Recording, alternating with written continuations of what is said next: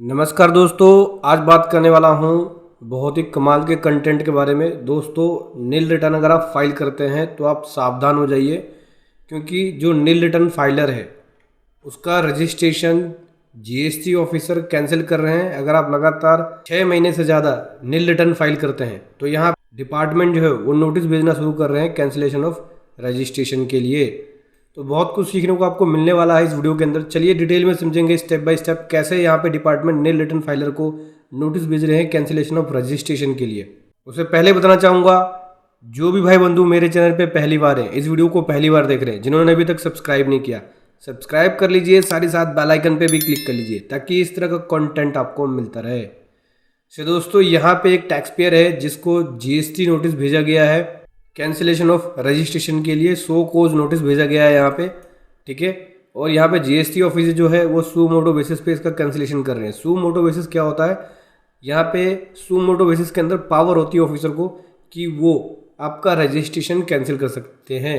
एक तो होता है कि आप खुद अप्लाई करते हैं, लेकिन एक होता है जब जीएसटी ऑफिसर कैंसिल करते हैं। उसमें 16 बड़े रीज़न है जिसकी वजह से कैंसिल करते हैं। पहले मैं आपको एक बार बता भी देता हूँ, अगर जिसने मेरी पुरानी वीडियो देखी है वो समझते होंगे कि सू मोटो बेसिस पे कैसे यहाँ पे जीएसटी ऑफिसर रजिस्ट्रेशन को कैंसिल कर सकता है।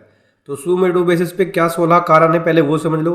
देखो दोस्तों, कोई भी पर्सन, ठीक है, कोई भी registered person composition taxable person को छोड़ के अपनी लगातार 6 महीने की रिटर्न फाइल नहीं करता तो उस केस में जीएसटी ऑफिसर रजिस्ट्रेशन कैंसिल कर सकते हैं। कोई भी सप्लाई की गई है गुड्स या सर्विसेज की बिना किसी इनवॉइस के, और यहाँ पे जीएसटी एक्ट के प्रोविजन का उल्लंघन किया गया है तो उस केस में भी कैंसिलेशन हो जाता है। कोई भी इनवॉइस या बिल इशू किया गया है बिना सप्लाई के गुड्स या सर्विसेज के, उस केस में भी रजिस्ट्रेशन कैंसिल कर दिया जाता है।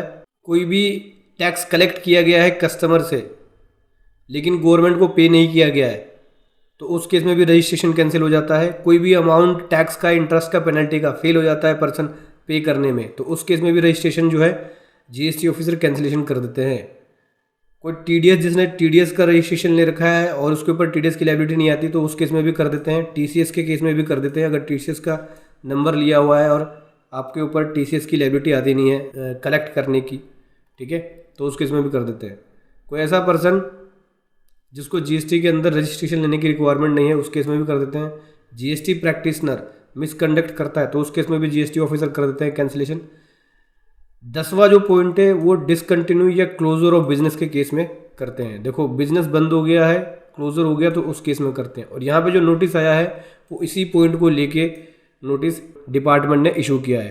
पैन कार्ड का कॉन्स्टिट्यूशन चेंज किया है आपने, जैसे पहले प्रोप्राइटरशिप था अब पार्टनरशिप फॉर्म हो गया तो उस केस में भी कर देते हैं।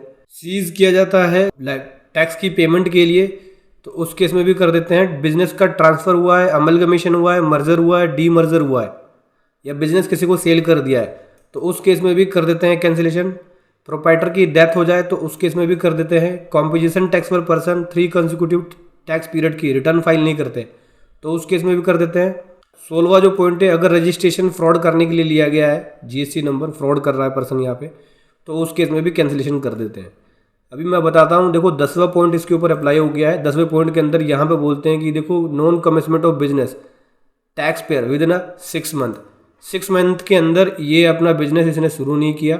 रजिस्ट्रेशन लेने के बाद इसको अपना बिजनेस शुरू करना था, बिजनेस शुरू नहीं किया। बिजनेस कैसे शुरू नहीं किया, डिपार्टमेंट को कैसे पता चलता है? जब आप नील की रिटर्न फाइल करते हैं। ये कर क्या रहा है?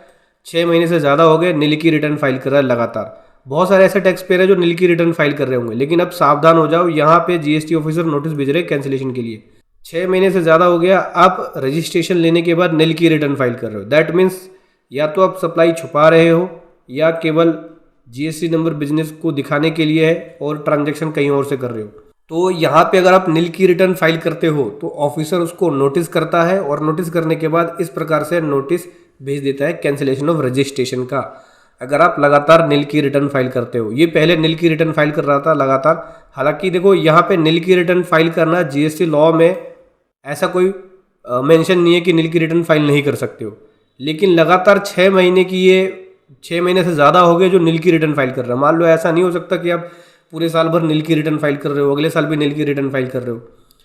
तो ये प्रेजेंट करता है वो कि आपने जीएसटी नंबर तो ले लिया है लेकिन आप टैक्स नहीं जमा कर रहे हो या कोई ट्रांजैक्शन आपकी नहीं हो रही है सेल परचेज की। तो यही दिखाता है कि भाई बिजनेस तो चल ही नहीं रहा जब सेल परचेज की ट्रांजैक्शन नहीं हो रही। तो फिर आपको जीएसटी नंबर लेने का फ़ायदा क्या हुआ?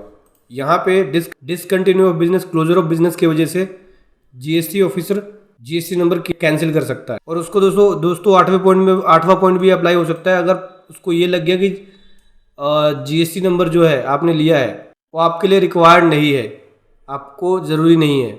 अब लगातार जो साल भर या 2 साल के लिए नील की रिटर्न फाइल कर रहा है तो उसके लिए तो ज़रूरी है ही नहीं, उसकी ट्रांजैक्शन ही नहीं है, ना सेल की ना परचेज की कोई ट्रांजैक्शन ही नहीं है। तो ऐसे केस में ऑफिसर जो है नोटिस भेज सकते हैं।